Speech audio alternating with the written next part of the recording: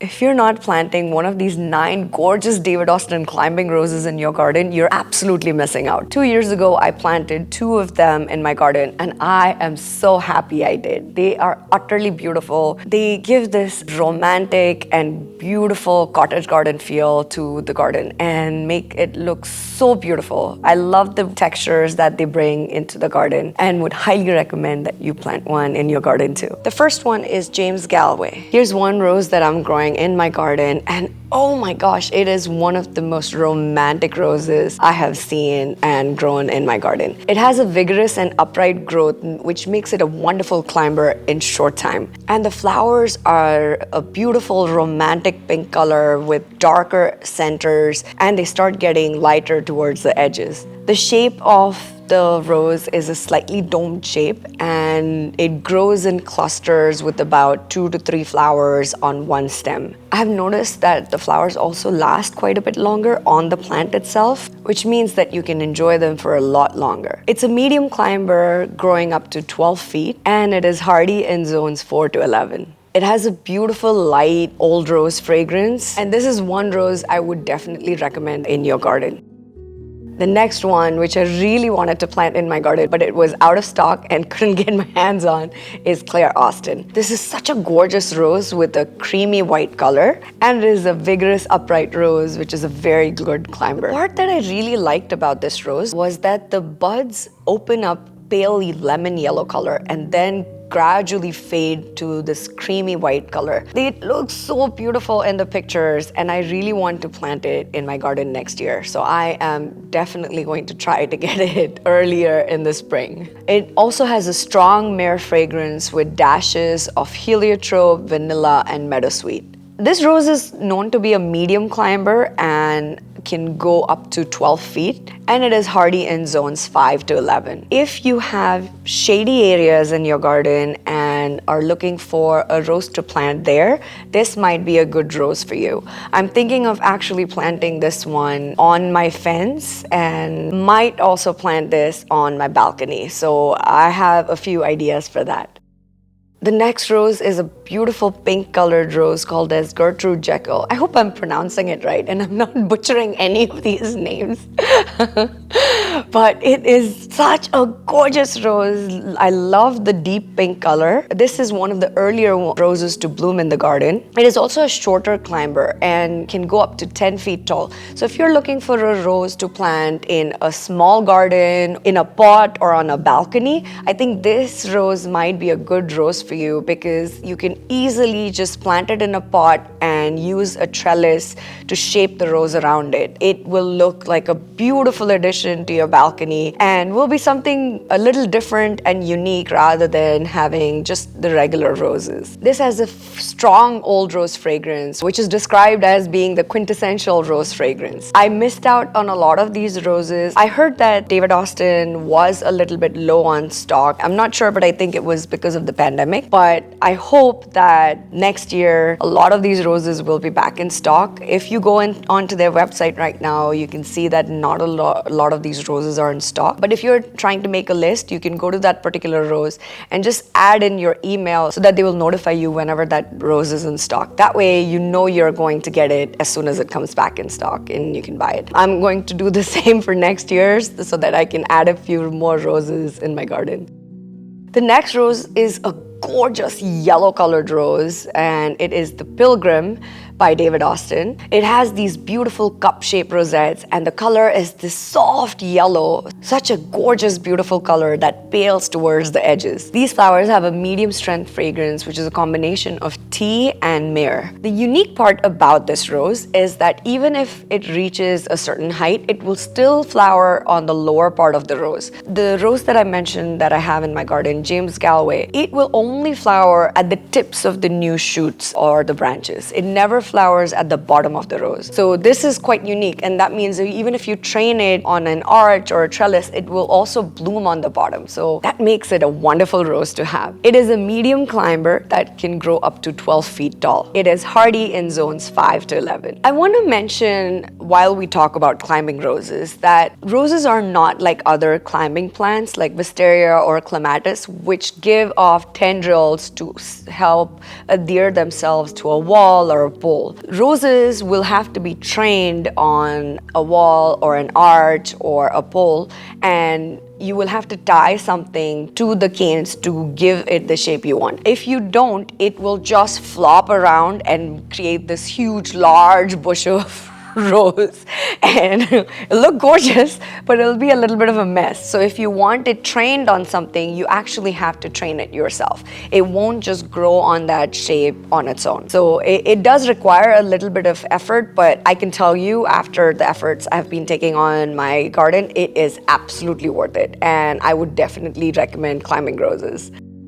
The rose is called the Lady of Shalott, and again, it's a short climber, so you could train it on an arch or a trellis if you want, but you can still keep it as a shorter bush. I am a huge fan of this next rose because I love it in its shrub form, and I have talked about it in my previous videos. I just adore how gorgeous it looks, how beautifully it flowers, the smell, everything. I love it. It also comes in a climbing form, so I'm not sure if it is the same shrub rose that grows as a climbing rose, or they have two different varieties. On David Austin's website, you can buy it as a shrub rose, and also you can buy it as a climbing rose. There are those two options available. It has these gorgeous orangish red colored buds that bloom open into these or apricot orange colored blooms, and the colors keep changing throughout its life cycle, but it starts off as this beautiful salmon colored pink, and on the underside it has a orangish yellow tone to it. It is just gorgeous and divine. Another rose, which is a shrub rose that is comparable to this one, is Lady Emma Hamilton, and that one is definitely on my list to grow as a shrub rose in my garden. That's not available as a climbing rose. So for a climbing rose, if you're looking for an orangish apricot colored rose, I think this is a great one to have in your garden. It has a beautiful warm tea fragrance with hints of spiced apple and cloves. I also like how the foliage looks on the plant, because when the foliage is new, it looks almost bronzish red. It just looks so pretty compared to most other roses, which start off as this lightish green, yellow colored foliage. This one actually starts off as this bronze red colored foliage and then turns into a darker green. Utterly beautiful, utterly gorgeous rose. I really truly love it and definitely would recommend it. The next one is the Generous Gardener. This is a pale pink rose. Once this flower completely blooms, it exposes all the stamens and it gives it a beautiful water lily-like effect. It looks really romantic and gorgeous with its pale pink color and has a strong, delicious fragrance with hints of old rose, musk, and myrrh. It can be a medium climber growing up to 15 feet tall and is hardy from zones 4 to 11. Crown Princess Margaret. This next rose was recommended to me by someone else, and it is another beautiful orange apricot rose. I honestly love pink roses a lot, but I'm in love with these orange apricot roses. I think they just look like flaming sunsets. It just brings in so much joy and happiness into the house whenever I bring them in and arrange a bouquet out of them. I've never grown this one, so I'm really interested in trying this one out as a climbing rose. This one is a vigorous medium climber growing up to 12 feet tall, bearing apricot orange rosettes, and this has a strong fruity fragrance with it being hardy from zones 4 to 8. It is also repeat flowering. They are known to produce with exceptional freedom and regularity, and this is something I'm looking forward to in my next climbing rose that I plant. I want it to flower right from spring right up until frost as the season ends. I don't want it to break. Currently, the two climbing roses that I have in the garden take a break after they're done with the first bloom, take some time, recoup their energy, and then put out a second blast of blooms. I have some other roses in my garden like the Coco Loco and the Distant Drums, which produce non-stop. They just don't take a break. Even if they might just have a few blooms, they will always have blooms right from the beginning of spring up until the end of the season. And I love that, and that's what I'm looking for. If you have a recommendation for a climbing rose that flowers all season long, please drop it in the comments below, because I definitely want to get that for my garden.